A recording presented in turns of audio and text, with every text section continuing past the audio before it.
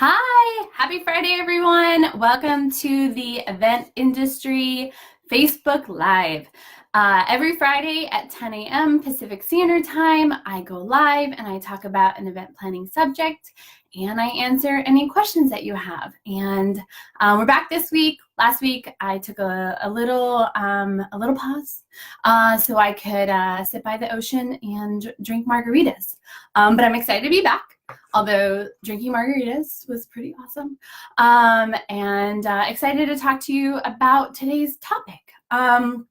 Today we're talking about event photography.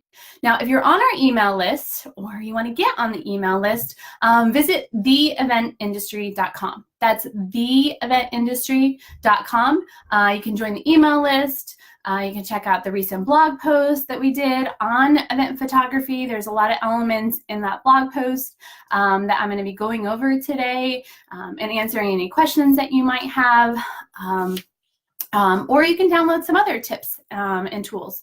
The event industry was intended to just provide resources for any aspiring event planners or current event planners that are looking for a community and way to improve their event planning skills.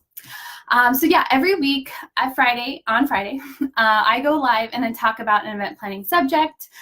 These subjects are derived from the 10 different categories that I've created to help manage my event. So I've essentially taken all the elements that can kind of play into an event, and basically I will throw them into a bucket, put them into a bucket in one of these categories, like event logistics or the venue or food and beverage or entertainment. So every week I'll take something from one of those categories and do a bit of a deep dive and talk about some best practices and usually some lessons learned most of the time. And that'll come up a little bit today. I'd like to share, I've been doing this for over 16 years now, and a lot of the elements that I share with you through these Facebook Live or through the tools that I create and share are basically lessons learned of when things have not gone ideal or made assumptions about stuff. And hopefully this will help you, because it's definitely helped me, like learning the lesson and like creating new protocols going forward. So here we go, event photography. Now, this seems like it's a pretty straightforward thing. You know, you're having an event, you want to capture the moment, hire a photographer, maybe you know one, they'll take a few shots, maybe they'll do it within your budget, like easy peasy. Until you run into a little bit of hiccups. And then it's not so easy peasy. And you want to just communicate, like I've talked about before with vendors, just communicate expectations up front, and then you're all on the same page, and then there's no like, oh, well, I don't really do that, or oh, I didn't know you guys wanted that so soon. I didn't know you wanted the photos so soon, or oh, I didn't know you wanted that many images sort of situation. And so it's just my best practices for negotiating contracts with photographers. And I work with some great ones. I work with amazing ones. I have some that I use all the time, but I've had to work with some in other markets or just new ones that are, maybe the client's like, I really want to work with this person for whatever reason. And so I need to go with them. So here's some best practices for how to manage a contract and communicate details. And then I'm also going to talk about the event shot list. So I created kind of a basic template that you could use for your next event to just like plug in some of those key elements to make sure that when you create a shot list for your photographer, which you really should, as detailed as possible. And then you can basically share that with them. And thank you, Alex. Good to see you guys. Share that with them along with the timeline, but be very, very detailed. Okay, so before you even get to the shot list and you're negotiating the contract, because a lot of these elements I'm going to outline basically should be in the contract. So the first thing is, how many images are you expecting? Now, I did events for years where this was like never a problem. They gave me tons of images. I never even had to think about it. It was like more than enough, like no problem. Then I did this event probably like 4 or 5 years ago up in San Francisco. It was a really long day conference, and long story short, basically we got the photos back and there was only about 100 images, and the team was there. There was like 2 photographers and they were there for like 6 hours. I guess I'm not making this long story short. I'm telling all the details. Anywho, they only gave us 100 images, and there was a lot of missed moments, or they got one shot of this scenario, and it wasn't really great. And it was like, well, that's all we have. And I'm like, well, where's the rest of the pictures? And the excuse was, oh, we only do this many images, like we don't shoot any more. And I talked to other photographers after that situation and was like, am I like totally crazy here? Like, why was that the norm? I've never had the situation. And others confirmed that's not the norm, but it was encourage best practices to, spell out how many images you're looking for. So if it's 100, and that's gonna be fine, or if it's like 300, just have that conversation up front. Secondly, very important too, what date will you receive the photos? Maybe you need a photo that night. I've worked on some events where they want a photo, like at least a couple that night to send a press release. Especially if it's like ribbon cutting, like if we've done some ribbon cutting ceremonies where they want to send out a press release, and so they need an image that night. So you definitely need to communicate that with your photographer, so they're kind of looking for that shot, allocating the time for that evening where they're gonna, go through the shots with you and then digitally edit the photo that you all choose. Or maybe you want a handful of shots. Say you want, 30 images in 24 hours. That's been a situation too. All of those elements will take in consideration, or will be a consideration for the pricing for the photographer, and also for the scheduling. What they have going on the next day. Like if they have a photo shoot the next day. Well, if they have a photo shoot the next day and you are expecting 30 images, you guys are going to be on the same page, and there's going to be some challenges there. So the date that you want the images, whether you want a handful in 24 hours or 48 hours, or it's okay, you like in a week, whenever they get it to you. How will you obtain the photos? That's something else I like to have that conversation about. Is it going to be on an album? How long is the album going to be up so you can download, or are you going to get a zip drive, or do you just need to do that all yourself? Not as pertinent as the first two, but definitely just a conversation you just want to get out of the way. How many images are we expecting? What date are we going to get them, and what is the delivery method, and how long is it going to be available? I've had some photographers that they will put it up on an album online that you can download, but it's only available for like 2 weeks. Or it's available for 6 weeks. I've had both. So 2 weeks, 6 weeks, definitely some things to just keep in mind. So you make sure you get on top of that and download them, and you don't have to go back and forth.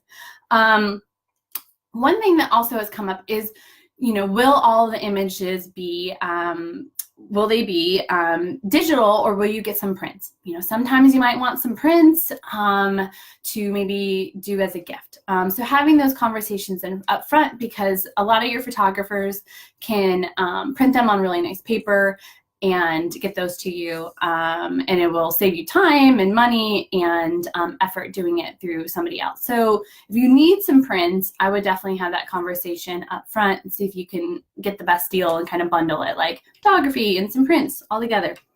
The last point is, just in giving them a general overview of what you're expecting. Why this is like kind of important in the initial contract negotiation is that you basically want to understand, or want them to understand, how much coverage you're needing and how many things might be going on at the same time, because you might need a couple photographers. Like if there's multiple elements, or it's a really big event and you want different shots. There's plenty of events where we've had multiple photographers that needed to be on hand to just make sure that that moment is captured. Because the thing is with photography, as we can all assume, is that if things go wrong, you can't go back and capture that moment. I here another tangent story. I had a situation with the client. It was actually last year, where I was very detailed. I spelled out, we had a bunch of speakers. I, went over with this photographer, okay, here's the shot list. Make sure you get every speaker when he arrived, and went over it too.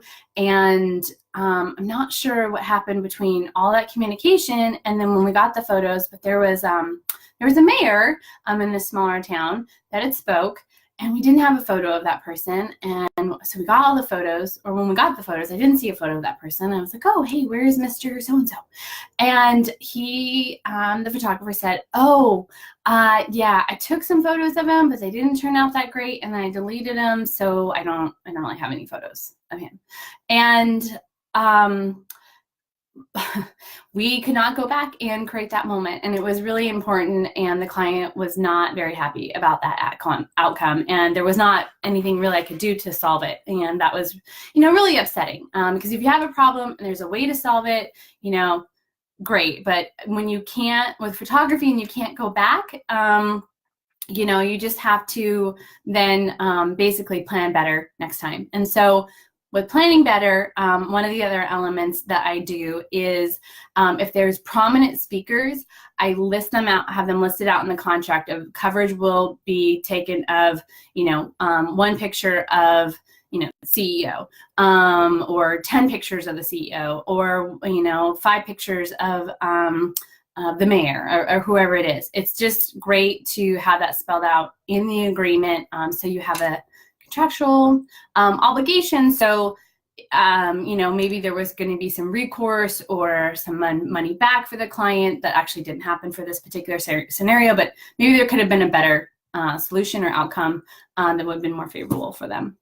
So yeah, on to the shot list. Like I said earlier, be as specific as possible. I've created a freebie at theeventindustry.com. That's theeventindustry.com. It's actually under the blog posts. Some of our freebies you can get on the homepage. I'll probably put it under the tools too, now that I'm thinking about it, because hopefully it's helpful. But it basically outlines a lot of the elements that you want to just spell out.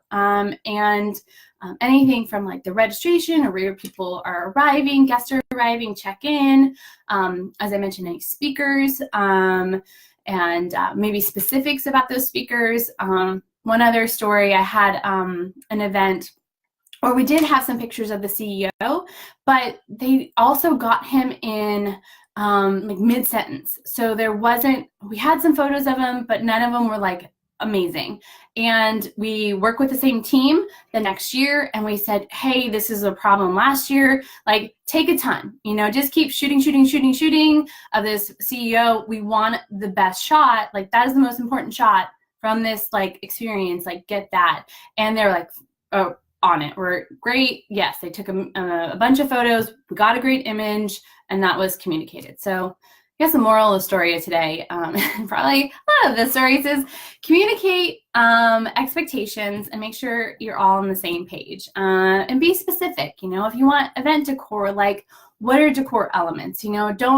I wouldn't just say event decor and the centerpieces. If you were looking for really good shots of other floral decor elements, or lounge furniture elements, or candid photos of guests, or photos of the food before people are eating. If you want plated shots, or shots of the drinks, and all of those things, definitely want to spell that out and be specific. So just to recap today, with the photographer, there's amazing photographers out there. Some I really love, but definitely have had some challenges here in the past. And the things I would recommend is number of images you're going to receive. Just make sure your expectations are all on the same page about that. What dates you're going to receive them, whether that you need an image that night for a press release, or maybe you need them the next day to share with people. How you're going to obtain those images. Is it going to be an online album? Is it a zip drive? Google Drive, any of those things, Dropbox, what have you. Will you have any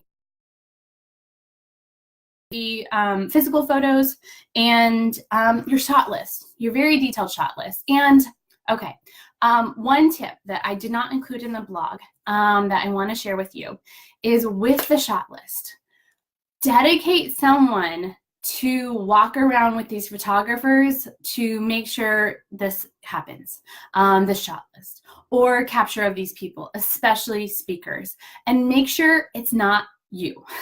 Make sure it's someone that knows who these people are. Like say you have a sponsor, or say you have board members, or you have an executive team, or just VIP guests in general, and you want to make sure you get some photos of these prominent attendees.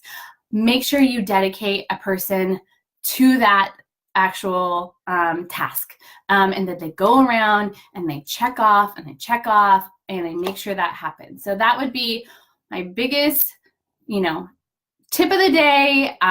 Assign someone to your shot list to make sure that happens. So I don't know if there's any questions. Thank you for the thumbs up today and for people checking in. Happy to answer any event questions, photography questions, life questions, whatever you might have. So if you're tuning in today, thank you so much. If you're watching the replay, thanks for checking in. And stay tuned next Friday. We will be going live again. I'll see you guys at 10 a.m. Have a great weekend.